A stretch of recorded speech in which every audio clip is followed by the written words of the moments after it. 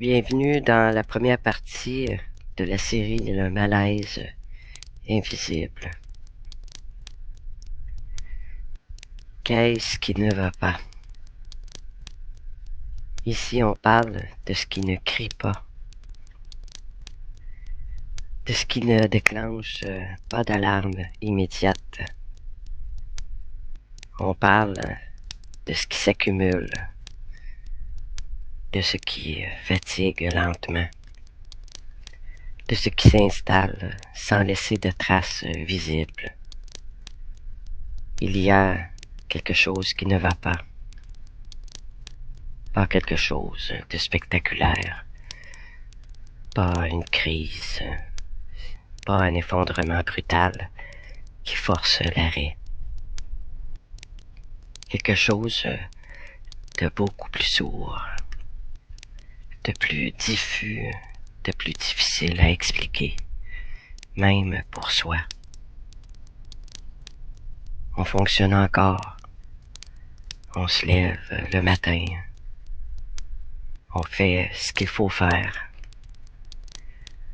on travaille, on répond aux messages, on honore nos engagements et on sourit quand il faut. De l'extérieur, tout semble tenir. Et pourtant, à l'intérieur, ça ne suit plus du tout. Ce n'est pas une dépression comme on l'imagine souvent. Il n'y a pas forcément de larmes, ni de désespoir clair. Il n'y a pas cette tristesse profonde, évidente. C'est autre chose. Juste une fatigue profonde. Une lassitude qui s'installe. Un sentiment d'usure. Comme si quelque chose en nous s'éteignait tranquillement, sans faire de bruit. Les gens disent souvent « Ah, je suis fatigué, mais je dors. Je n'ai pas de raison d'aller mal, mais je ne vais pas bien. Je me sens vide, ou j'ai l'impression de muser plus rapidement. » Des phrases simples, mais très lourdes de sens, parce qu'elles traduisent un malaise qu'on n'arrive pas à nommer. Ce malaise-là ne se voit pas. Alors, on le banalise. On se dit que c'est le stress, la routine, l'âge, la vie, quoi. On se dit que ça va passer, qu'on exagère peut-être, qu'il y a pire ailleurs.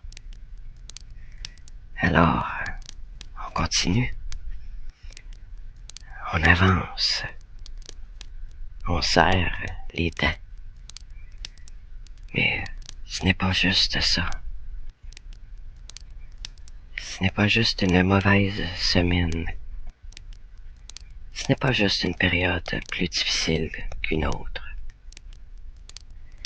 C'est une accumulation, une surcharge constante, quelque chose qui persiste et persiste.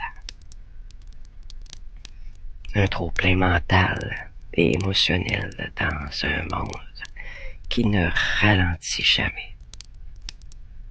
Au contraire, il accélère. Le cerveau est sollicité en permanence. Les notifications, les décisions à prendre, les urgences, les attentes, les émotions sont compressées. On n'a plus vraiment l'espace pour les ressentir jusqu'au bout. Alors, on les empile. Les attentes sont de plus en plus élevées. autant au travail que dans la vie personnelle, même dans la façon d'être, de penser et de réussir. Les pauses deviennent suspectes. Le repos devient culpabilisant. On a l'impression qu'il faut toujours faire plus et être plus efficace, plus disponible et beaucoup plus solide qu'avant. On demande aux gens d'être performants, heureux, productifs et surtout disponibles en même temps et tout le temps. Et quand le corps dit c'est assez, quand l'esprit n'en peut plus, on répond souvent par plus d'efforts. On se pousse, on se force et on s'endurcit. Et en plus, on ose se juger. On se dit qu'on devrait être capable, qu'on n'a pas de raison valable d'être comme ça, qu'on n'a pas le droit d'être fatigué, parce que ce malaise-là n'est pas reconnu, parce qu'il n'entre dans aucune case administrative claire. Il est trop discret pour inquiéter les autres, mais trop lourd pour être ignoré par celui ou celle qui le porte. C'est un malaise qui use lentement,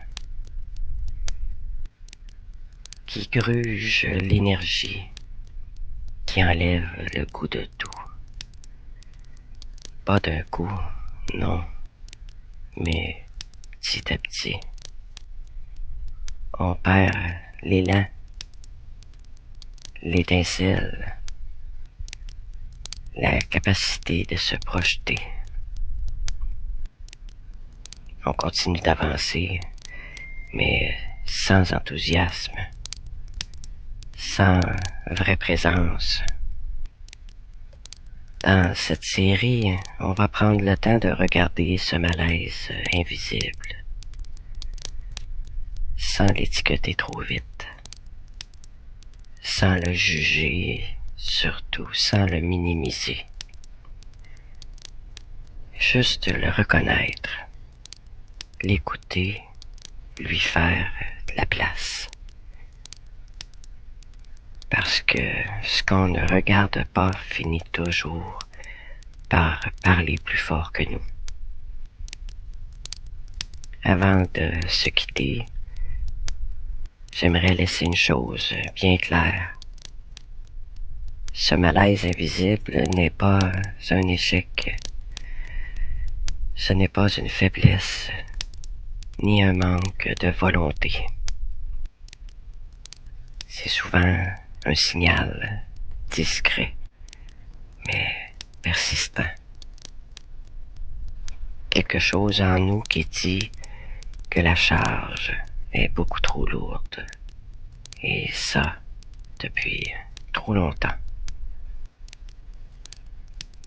Dans le prochain épisode, on va parler de cette fatigue mentale.